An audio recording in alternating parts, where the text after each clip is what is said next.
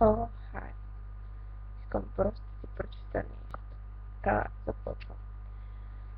Правя това видео, защото си заклех, че никога повече няма да ти пиша, докато не ми се извиниш и не ме питай за какво се извиняваш. И аз не знам. Няма причина. Просто така го направих. Обичам ти ужасно много и това е единствената причина, поради която ще напусна живота ти. Защото така ще е по-добре за теб, за мен и като цяло за нас.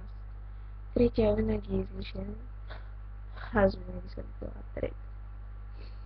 Съжалявам много, че прекарах нещата с нея, с твоята принцеса.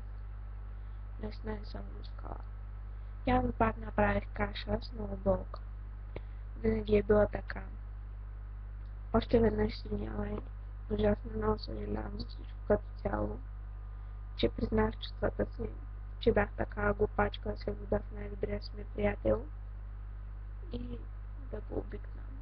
Да, знам, че нещата са много зли, но както си винаги си казвал, хората не могат да контролират чувствата си.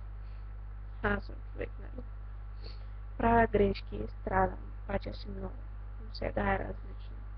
Сега ти няма да си до мен и няма да ми помагаш, което ужасно много ме боли.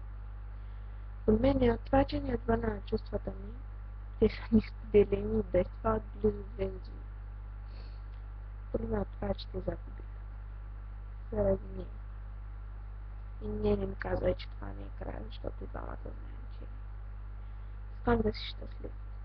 Така ще бъдеш.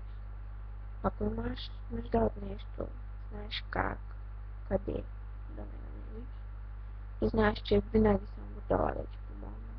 Имам нужда от теб. Много добре го знаеш. Имам нужда от теб дори просто като приятел. Дори и не най-добър. Сещаш ли как всичко стана както в нашия филм? Приятелство. От най-добри приятели тя се е влюбила и си тръгна